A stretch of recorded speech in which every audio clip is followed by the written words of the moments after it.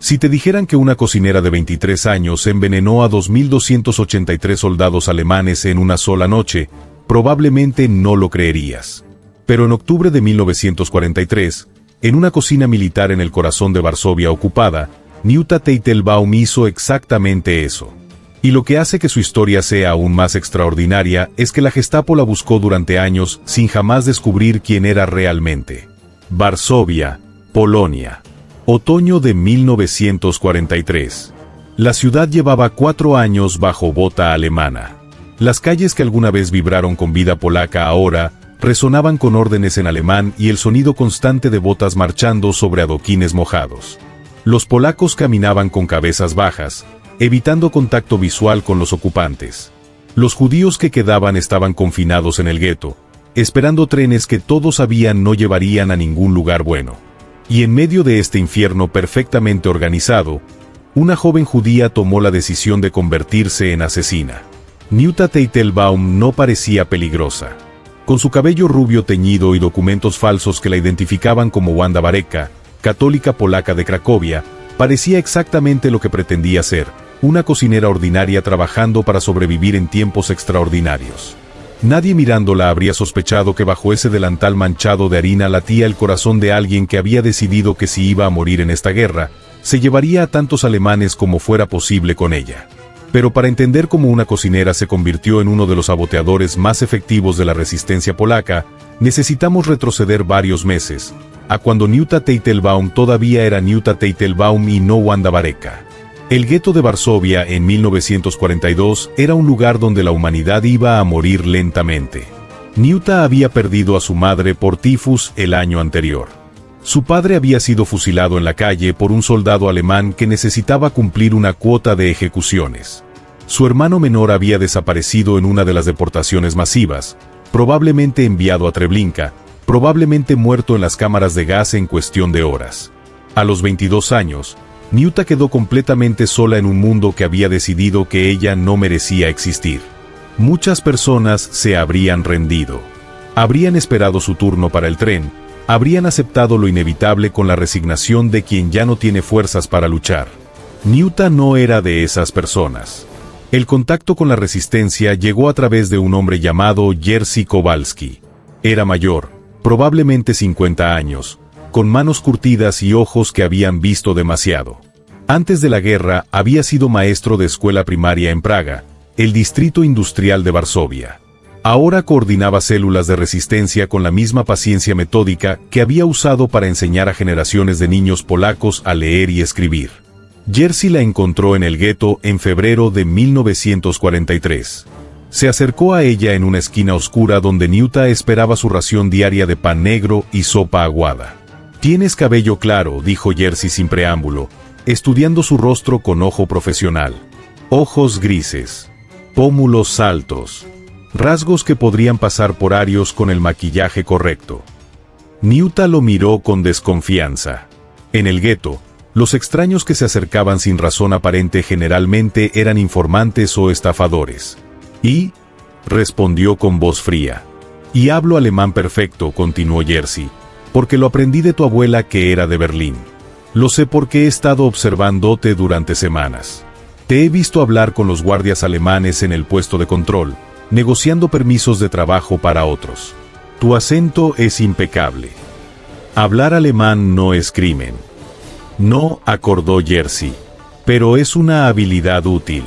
Especialmente si esa persona también tiene razones para odiar a los alemanes». Nyuta guardó silencio durante largo momento. Alrededor de ellos, el gueto continuaba su miserable existencia. Gente haciendo fila para raciones. Niños con vientres hinchados por desnutrición. Ancianos sentados en aceras esperando morir. «¿Qué quieres?», preguntó finalmente. «Sacarte del gueto», dijo Jerzy. «Darte nueva identidad. Nuevo nombre. Nueva vida». «¿A cambio de qué?». «A cambio de que uses esa nueva vida para hacer daño a los alemanes». Nyuta no preguntó detalles. No preguntó cómo. No preguntó cuánto tiempo. Solo dijo, «¿Cuándo?». La transformación tomó 2 semanas. Jerzy tenía contactos que podían conseguir todo lo necesario. Documentos falsos tan perfectos que incluían certificado de nacimiento, certificado de bautismo católico e incluso carta de recomendación de un párroco en Cracovia que nunca había existido. Ropa apropiada para mujer polaca de clase trabajadora. Zapatos gastados pero decentes. Un crucifijo de plata para colgar del cuello. Y algo más importante, una historia completa. Tu nombre es Wanda Bareca, instruyó Jerzy durante una de sus sesiones de preparación en un apartamento abandonado fuera del gueto. Naciste en Cracovia en 1920. Tu padre era carpintero. Murió en un bombardeo en 1939. Tu madre murió de tuberculosis en 1940. No tienes hermanos. No tienes familia. Viniste a Varsovia buscando trabajo porque en Cracovia no había oportunidades. ¿Y si alguien verifica la historia?, preguntó Niuta. Los registros en Cracovia fueron destruidos en los bombardeos, respondió Jerzy con sonrisa pequeña. Muy conveniente. Los alemanes no pueden verificar lo que no existe. ¿Y el acento? No sospecharán si hablo alemán demasiado bien. Dirás que trabajaste como niñera para una familia alemana antes de la guerra, que aprendiste el idioma de los niños que cuidabas. Es una historia creíble. Las familias alemanas en Polonia frecuentemente empleaban niñeras polacas. Niuta practicó la historia hasta que podía recitarla en sueños. Practicó su firma nueva hasta que la escribía sin pensar. Practicó caminar con la postura de alguien que no vivía en constante terror de ser arrestada. Y luego, una noche de marzo, salió del gueto con sus documentos nuevos y nunca regresó. El trabajo en el comedor militar alemán en la calle Marszałkowska fue sorprendentemente fácil de conseguir. Los alemanes necesitaban cocineras polacas porque consideraban que cocinar era trabajo indigno de los alemanes. Wanda Bareca presentó sus documentos, cocinó un plato de prueba de pierogi tradicional que hizo llorar de nostalgia al oficial de reclutamiento que había crecido cerca de la frontera polaca. Contratada, dijo el oficial. Comienza mañana a las 5 de la mañana. No llegues tarde. Los alemanes no toleramos la impuntualidad. Gracias, Herr Offizier, respondió Niuta con la deferencia apropiada de mujer polaca agradecida por el empleo. El comedor servía aproximadamente 300 soldados alemanes cada día. Oficiales de las SS, soldados de la Wehrmacht, personal administrativo. Todos venían a comer estofado polaco, salchichas alemanas, pan negro y cerveza tibia que los hacía olvidar por un momento que estaban en país enemigo a miles de kilómetros de sus hogares. Las primeras semanas, Niuta simplemente observó. No intentó nada. No arriesgó nada. Solo aprendió las rutinas con la atención meticulosa de alguien que eventualmente necesitaría explotarlas. Aprendió que Hauptmann Müller, el oficial a cargo, inspeccionaba la cocina todos los lunes a las 2 de la tarde exactamente. Revisaba los libros de inventario con lápiz rojo, marcando discrepancias, haciendo preguntas sobre cada papa extra, cada kilo de carne que no coincidía perfectamente con las órdenes de suministro. Aprendió que los oficiales comían primero, a las 12 del mediodía. Los soldados rasos comían después, a la 1. La comida permanecía en ollas gigantes sobre las estufas durante ese intervalo, manteniéndose caliente, sin supervisión porque ¿quién sabotearía comida destinada al ejército alemán?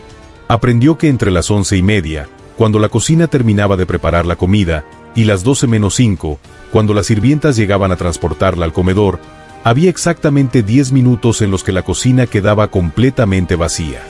10 minutos que nadie vigilaba. 10 minutos que cambiarían todo. Pero Niuta no actuó inmediatamente. Esperó. Observó. Construyó confianza con las otras cocineras polacas.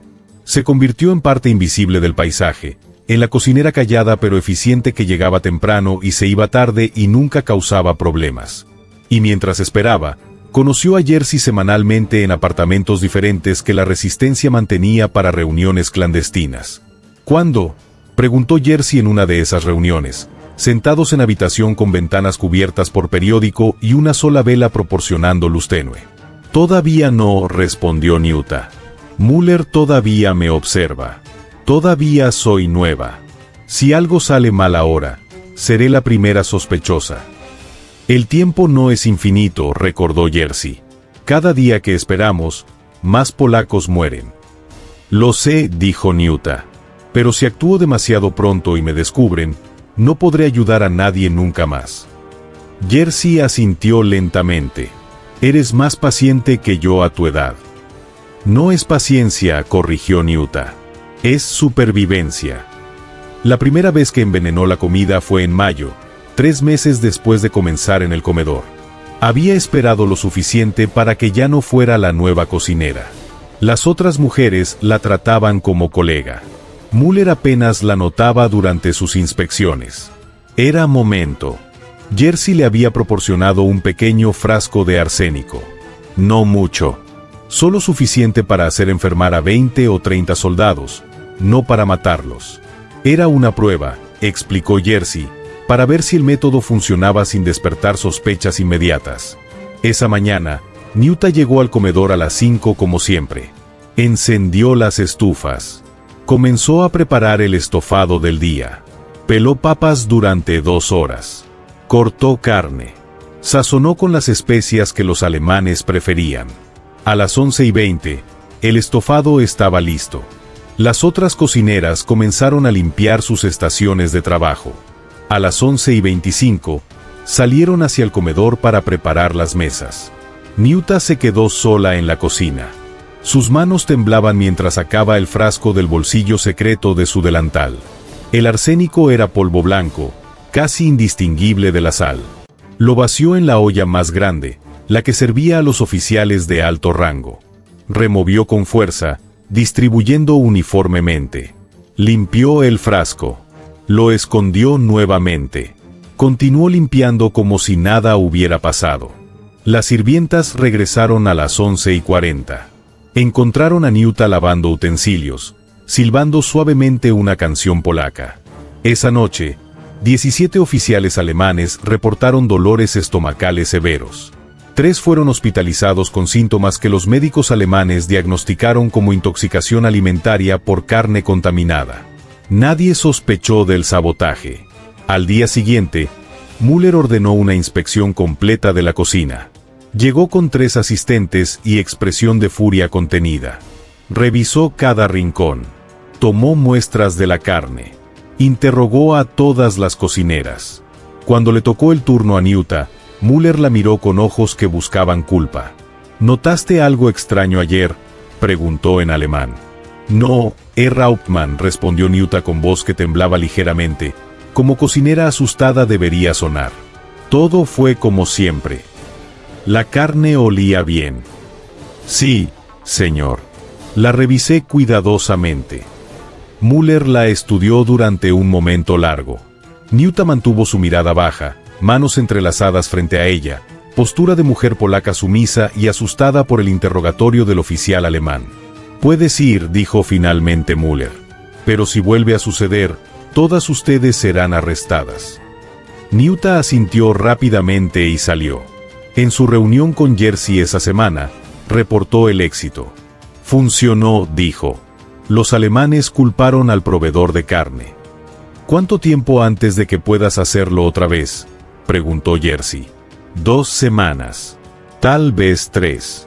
Necesito que cambien de proveedor primero, que parezca que el problema está resuelto. Bien, dijo Jerzy. Pero esto es solo el comienzo. Las dosis pequeñas solo enferman a los alemanes. No los detienen. Lo sé, respondió Niuta. Pero cada alemán enfermo es un alemán que no puede disparar a un polaco por una semana. Durante los siguientes meses, Niuta envenenó la comida 6 veces más. Nunca la misma cantidad. Nunca el mismo intervalo. Siempre lo suficiente para causar enfermedad seria, pero no lo suficiente para que los patrones fueran obvios. Los alemanes trajeron inspectores. Cambiaron proveedores 3 veces. Instalaron nueva refrigeración. Implementaron nuevos procedimientos de seguridad alimentaria. Nunca sospecharon que el problema no era la comida sino la cocinera. Pero Niuta hacía más que envenenar soldados. La resistencia la había colocado en esa cocina porque tenía valor adicional, inteligencia. Los oficiales alemanes hablaban libremente durante las comidas. Discutían operaciones mientras comían. Mencionaban fechas de transportes de tropas entre bocados de pan. Revelaban ubicaciones de almacenes de municiones entre tragos de cerveza. Nyuta servía platos con sonrisa dulce y escuchaba todo. Cada semana reportaba a Jerzy en sus reuniones clandestinas. Un transporte grande sale el jueves, decía. 2000 soldados hacia el frente oriental. Desde la estación central. El almacén de municiones en Praga cambia guardias a las 10 de la noche, informaba. Los guardias nuevos tardan 30 minutos en hacer su primera ronda. El Sturmbannführer Koch vive en Aleje Ujazdowskie, revelaba. Regresa a su casa todos los días a las 6 en punto. Jerzy tomaba nota de todo. La información se pasaba a células de la resistencia que podían actuar. Los trenes eran saboteados. Los almacenes explotaban. Los oficiales desaparecían en la noche. Y cada vez que algo salía mal para los alemanes, Nyuta sentía pequeña satisfacción de saber que había contribuido. Pero en octubre de 1943, Jerzy vino a una de sus reuniones con propuesta diferente. Necesitamos algo grande, dijo sin preámbulo. Se veía cansado. Más viejo que en las reuniones anteriores. La guerra estaba cobrando su precio en todos. ¿Qué tan grande?, preguntó Nyuta. Hay una ceremonia de decoración el viernes, explicó Jerzy. Un batallón completo estará presente. 2283 soldados. Cena formal. Todos los oficiales de alto rango en Varsovia estarán ahí. Nyuta sintió que el aire en la habitación se volvía más pesado. ¿Quieres que los envenene a todos? Sí. Es imposible. La cantidad de veneno necesaria. Ya está conseguida, interrumpió Jerzy. Arsénico suficiente para matar a un ejército. El problema no es el veneno. El problema es si tienes el coraje para hacerlo. No es cuestión de coraje, respondió Nyuta. Es cuestión de supervivencia. Si fallo, si alguien me ve, si los alemanes sospechan aunque sea por un segundo, me ejecutarán. Y ejecutarán a todas las otras cocineras también. Lo sé, dijo Jerzy con voz suave. Por eso no te puedo ordenar que lo haga. Nyuta se levantó y caminó hacia la ventana cubierta. Afuera, Varsovia continuaba existiendo bajo ocupación. Polacos caminando con cabezas bajas. Soldados alemanes patrullando. La vida continuó en esta forma distorsionada que se había convertido en normal. Pensó en su madre muriendo de tifus mientras doctores polacos intentaban tratarlas y medicinas porque los alemanes las habían confiscado todas. Pensó en su padre fusilado por caminar en la acera equivocada. Pensó en su hermano pequeño, apenas 14 años, desapareciendo en tren hacia Treblinka. ¿Cuánto veneno?, preguntó sin voltearse. Suficiente para llenar 6 frascos pequeños, respondió Jerzy. ¿Cuántos morirán? Con esa cantidad, probablemente todos los que comen una porción completa. Los que coman menos podrían sobrevivir con daño permanente de órganos. Nyuta se dio vuelta y miró a Jerzy directamente. Dame el veneno. Los preparativos tomaron 3 días. Jerzy dividió el arsénico en 6 frascos de vidrio pequeños, cada uno del tamaño de un salero. Nyuta necesitaba esconderlos en lugares diferentes porque si la registraban y encontraban todo el veneno junto, no habría explicación posible. Cosió bolsillos secretos en el forro de su abrigo. Creó compartimentos ocultos en la suela de sus zapatos. Modificó su delantal con múltiples escondites en las costuras. El viernes llegó con el cielo gris amenazando nieve. Nyuta despertó a las 4 de la madrugada, pero no había dormido realmente. Había pasado la noche entera mirando el techo, repasando cada paso del plan, imaginando cada cosa que podría salir mal. Se lavó la cara con agua helada. Se vistió con movimientos mecánicos. Colocó los frascos de veneno en sus escondites. Salió a las calles oscuras de Varsovia. El camino al comedor tomó 20 minutos. Otros trabajadores polacos caminaban en la misma dirección, sombras silenciosas moviéndose hacia trabajos que odiaban. Nadie hablaba. Hablar en las calles antes del amanecer atraía atención de patrullas alemanas. La cocina estaba fría cuando llegó. Encendió las estufas como hacía cada mañana. Las llamas crecieron, llenando el espacio con calor gradual. Comenzó a trabajar. Hoy la comida necesitaba ser perfecta. No solo porque 2000 soldados la comerían, sino porque necesitaba que oliera tan bien, que se viera tan apetitosa, que nadie sospechara nada inusual. Peló papas durante 2 horas. Cada una cortada en cubos perfectos. Cortó carne con precisión que había perfeccionado durante meses. Seleccionó las especias cuidadosamente. Las otras cocineras llegaron a las 7. Charlaron sobre el clima, sobre sus familias, sobre rumores de que los soviéticos estaban avanzando desde el este. Nyuta participaba en la conversación lo mínimo necesario. Suficiente para no parecer distante. No suficiente para que alguien recordara después que había estado extrañamente callada. A las 10 de la mañana, el estofado comenzó a hervir. El olor llenaba la cocina. Cebolla caramelizada, carne guisada, especias que hacían que incluso las cocineras polacas, acostumbradas a raciones miserables, sintieran hambre. A las 11, Müller hizo su inspección. Probó el estofado directamente de la olla, como hacía siempre. Asintió con aprobación. «Excelente, Vareka», dijo. «Los hombres apreciarán una buena comida antes de la ceremonia. Esto es digno de oficiales alemanes». «Gracias, Herr Hauptmann», respondió Nyuta. Müller salió. Las otras cocineras comenzaron a terminar sus tareas. A las 11:25, como siempre, salieron hacia el comedor para preparar las mesas para la cena formal. Nyuta se quedó sola. El reloj en la pared marcaba 11:26. Tenía 9 minutos. Sacó el primer frasco de su delantal. Sus manos no temblaban.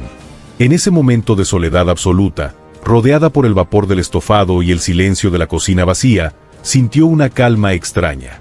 No era paz. Era resignación. Era la certeza de que esto era exactamente lo que estaba destinada a hacer. Vació el primer frasco en la primera olla. El arsénico se disolvió invisible en el estofado espeso y oscuro. Removió con cuchara de madera, distribuyendo el veneno uniformemente. Segundo frasco. Tercera olla.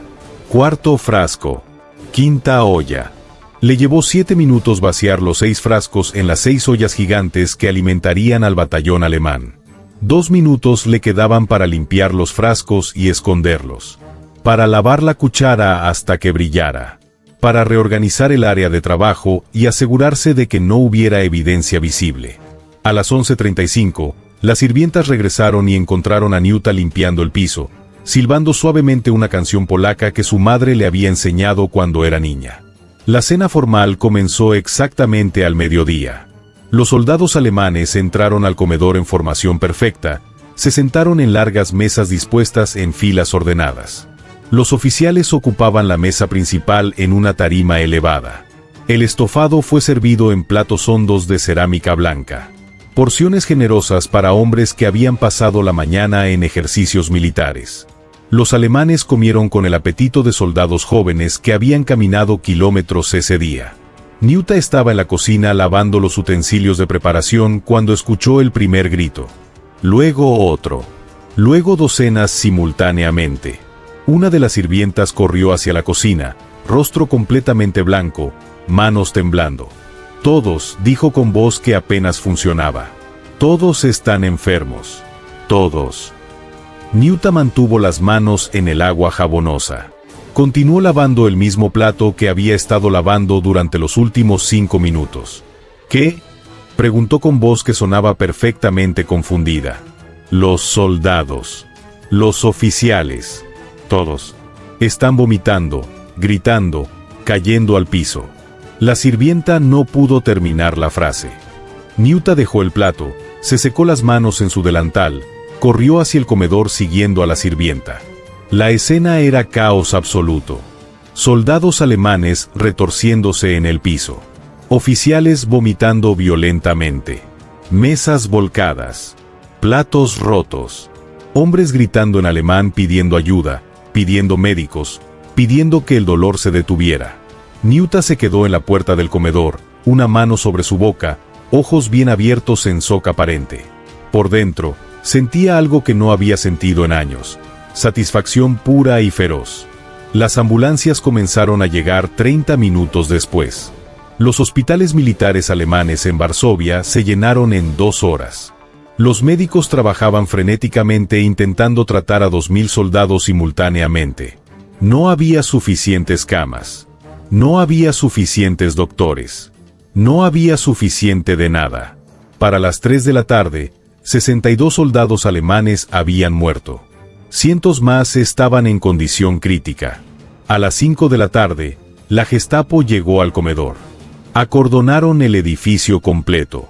Arrestaron a todas las cocineras, todas las sirvientas, todo el personal de cocina. Los llevaron a salas de interrogatorio diferentes. Nyuta fue llevada a habitación pequeña en el sótano del edificio. Sin ventanas. Las paredes estaban manchadas con humedad que dibujaba mapas oscuros. Una mesa de madera rayada. 2 sillas que no combinaban. Una bombilla desnuda colgando de cable pelado que zumbaba constante, irritante. Esperó sola durante casi 1 hora. Sabía que era técnica deliberada. Dejarla marinándose en su propio miedo. Darle tiempo para imaginar lo peor. Para que su resistencia psicológica comenzara a quebrarse antes del primer interrogatorio real. Nyuta usó ese tiempo para prepararse. Respiró profundo, controlando su ritmo cardíaco. Repasó mentalmente cada detalle de su identidad falsa. Recordó la historia de Wanda Varecka como si fuera su propia vida. Porque en este momento, tenía que serlo. Cuando la puerta finalmente se abrió, el hombre que entró era diferente de lo que había esperado. No era bruto de la SS gritando amenazas. Era oficial de la Gestapo de 40 años con traje civil oscuro, ojos grises inteligentes, y expresión de alguien que había interrogado a cientos de prisioneros y consideraba que podía leer mentiras con la facilidad de alguien leyendo periódico. Su placa de identificación decía, Criminal Commissar Otto Hoffmann. Se sentó frente a Nyuta sin decir palabra. Colocó carpeta gruesa sobre la mesa, pero no la abrió. Solo miraba a Nyuta, estudiando cada detalle de su rostro con atención que hacía sentir que estaba siendo diseccionada. 1 minuto pasó.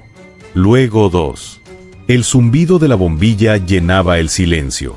Nyuta mantuvo los ojos bajos. Manos entrelazadas sobre su regazo.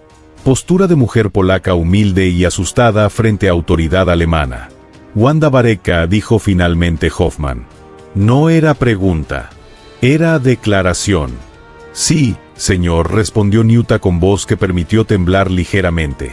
Nacida en Cracovia, 1920. Padre carpintero, muerto en bombardeo del 39. Madre muerta de tuberculosis en 40. Sin familia viva.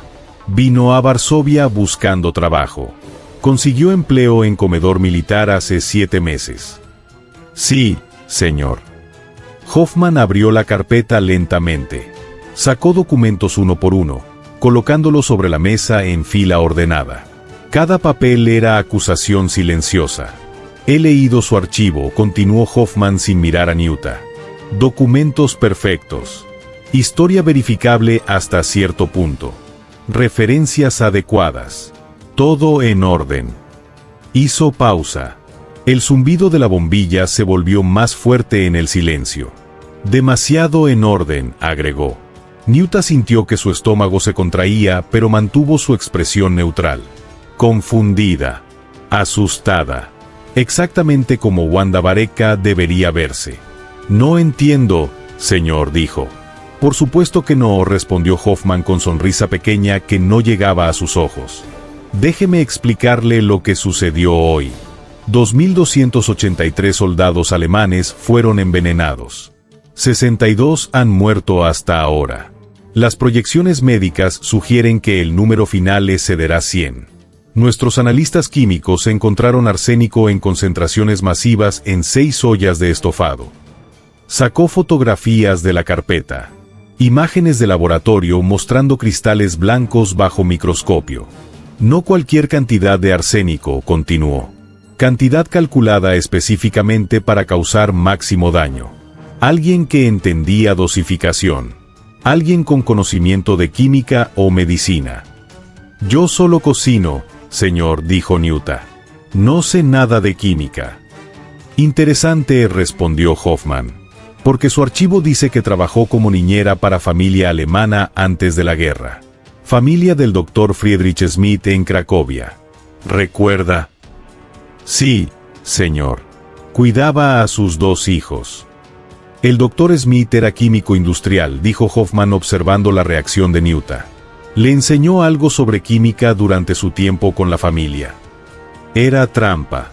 Nyuta lo vio inmediatamente. Si decía que sí, establecía conocimiento de química. Si decía que no, contradecía la lógica de que alguien viviendo con químico por años no aprendería nada. Los niños a veces hablaban sobre el trabajo de su padre, respondió cuidadosamente. Pero yo no entendía. Era muy complicado para mí. Hoffman asintió lentamente, como si hubiera esperado exactamente esa respuesta. ¿Sabe qué es lo fascinante de este caso?, preguntó cambiando de táctica.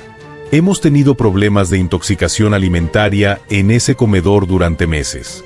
Pequeños incidentes. Nunca más de 30 soldados enfermos a la vez. Nunca suficiente para despertar sospechas serias. Sacó más documentos de la carpeta. Reportes médicos. Fechas resaltadas con marcador rojo. 5 incidentes en los últimos 6 meses, continuó. ¿Notó algo inusual en esas ocasiones? No, señor. Los alemanes decían que era problema con los proveedores de carne. Sí, eso decíamos, acordó Hoffman. Porque era explicación lógica. Pero ahora, revisando todos los incidentes juntos, veo patrón interesante. Cada vez que sucedía, usted estaba trabajando ese día. El aire en la habitación se volvió más pesado. Nyuta sintió sudor frío en su espalda, pero mantuvo su rostro confundido, asustado, inocente. Todas las cocineras trabajamos casi todos los días, señor, dijo. Por supuesto que estaba presente. Cierto, dijo Hoffman. Pero hay otra coincidencia curiosa. En cada incidente, solo se enfermaban soldados que comían de ollas específicas. Nunca todas las ollas. Siempre selectivamente. Como si alguien estuviera siendo muy cuidadoso sobre qué comida envenenar. Se inclinó hacia adelante, manos entrecruzadas sobre la mesa. Y hoy, por primera vez, todas las ollas fueron envenenadas. Las 6. Exactamente las 6 que contenían el estofado para la ceremonia. ¿No le parece extraño? No sé nada sobre eso, señor, respondió Nyuta. Yo solo preparé la comida como siempre. ¿Estuvo sola en la cocina en algún momento hoy? Solo por unos minutos. Cuando las otras cocineras fueron a preparar el comedor. ¿Cuántos minutos? No sé exactamente. Tal vez 10. 10 minutos, repitió Hoffman. Tiempo suficiente para agregar veneno a 6 ollas. Si alguien tuviera ese veneno preparado. Si alguien supiera exactamente qué hacer. Nyuta dejó que sus ojos se llenaran de lágrimas. No eran completamente falsas. El terror de este momento era real. La posibilidad de ser descubierta era real. Dejó que una lágrima corriera por su mejilla. Yo no hice nada, señor, dijo con voz quebrada. Los alemanes me dan trabajo. Me pagan. Sin ese trabajo, moriría de hambre. ¿Por qué querría matar a quienes me mantienen viva? Porque eres polaca, respondió Hoffman con voz suave, casi gentil. Y todos los polacos odian a los alemanes. Es natural. Es comprensible. No lo culpo por eso. Yo no odio a nadie, insistió Nyuta. Solo quiero sobrevivir. Hoffman la estudió durante largo momento. Luego sacó otro documento de la carpeta. Hemos verificado su historia, dijo. El Dr. Friedrich Schmidt en Cracovia. Resulta que no existe registro de ese doctor en Cracovia. Los archivos municipales fueron destruidos en los bombardeos, como usted sabe. Muy conveniente. Nyuta sintió que el piso bajo sus pies se volvía menos sólido. Debe haber error, dijo. Yo trabajé para esa familia durante 3 años. Tal vez, concedió Hoffman. O tal vez Wanda Barekka nunca existió. Tal vez es solo un nombre inventado.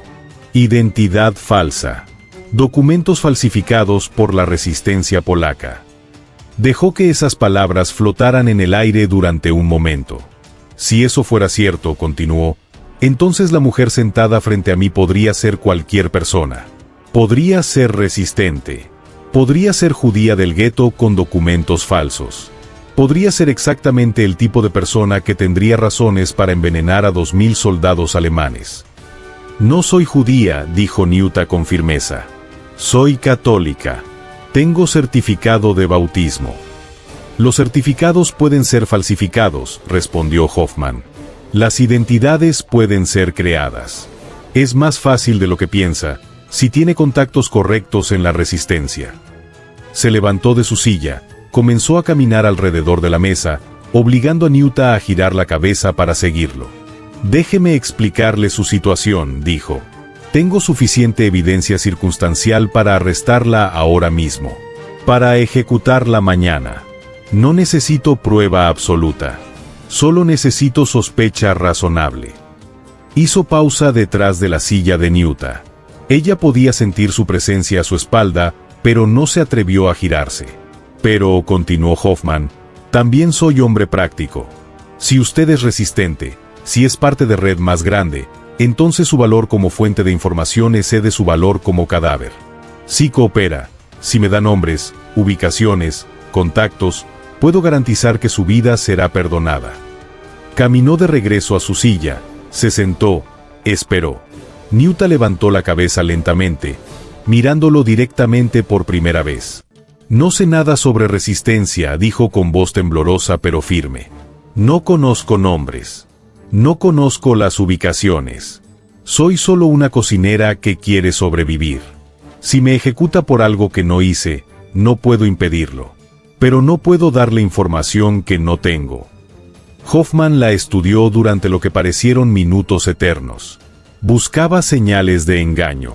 Buscaba microexpresiones que revelan mentiras. Finalmente cerró su carpeta con sonido seco que resonó en la habitación pequeña. Está libre de ir, dijo. Por ahora. Pero no abandone Varsovia. La estaremos vigilando. Si intenta huir, eso será admisión de culpa. Si la encontramos comunicándose con personas sospechosas, será arrestada inmediatamente. ¿Entendido? Sí, señor. Y Fraulein Barekka agregó cuando ella se levantaba para irse, si descubro que me mintió hoy, cuando la vuelva a ver será frente a pelotón de fusilamiento. Recuérdelo. Sí, señor. Nyuta salió de la habitación con piernas que apenas la sostenían. Subió las escaleras del sótano. Cruzó el edificio lleno de guardias alemanes que la miraban con sospecha. Salió a la calle donde el aire frío de octubre golpeó su rostro como bofetada de realidad. Salió del edificio caminando lentamente, controlando cada músculo para no correr, para no mostrar el alivio absoluto que sentía. Caminó 3 calles en línea recta. Giró en esquina. Entró a callejón. Finalmente permitió que sus piernas temblaran, que su respiración se acelerara, que las lágrimas reales esta vez corrieran por su rostro. Había funcionado. Realmente había funcionado. 2.283 soldados alemanes envenenados en una sola noche. Y la Gestapo no tenía idea de quién lo había hecho. Nyuta no regresó al comedor.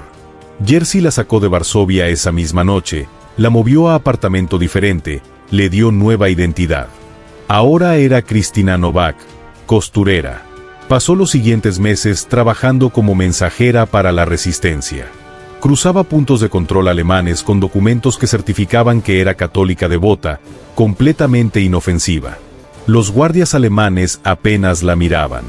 Nunca sospechaban que en las costuras de su ropa llevaba mapas de instalaciones militares alemanas, códigos de la resistencia, información que costaba vidas alemanas. En agosto de 1944, el levantamiento de Varsovia comenzó. La resistencia polaca decidió que era momento de luchar abiertamente, de morir con armas en las manos en lugar de esperar ejecución en campos de concentración. Nyuta se unió a los combatientes. Le dieron un rifle que apenas sabía usar, La asignaron a una barricada en la calle Dluga. Le dijeron que disparara a cualquier alemán que intentara cruzar.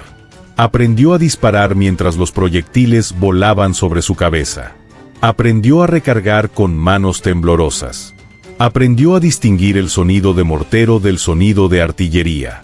Aprendió a moverse entre escombros sin ser vista. Los alemanes respondieron al levantamiento con furia absoluta. Bombardearon Varsovia cuadra por cuadra. Quemaron edificios con lanzallamas. Ejecutaron civiles en las calles. El levantamiento duró 63 días. Neuta Teitelbaum murió en el día 57. Los alemanes atacaron la barricada en calle Dluga con tanques. Los defensores polacos lucharon hasta que no quedaron balas. Luego lucharon con cuchillos. Luego con piedras. Luego con sus manos. Una bala de francotirador alemán encontró a Neuta mientras recargaba su rifle. Muerte instantánea. Su cuerpo fue enterrado en fosa común con cientos de otros combatientes. Sin nombre. Sin marcador. Solo tierra.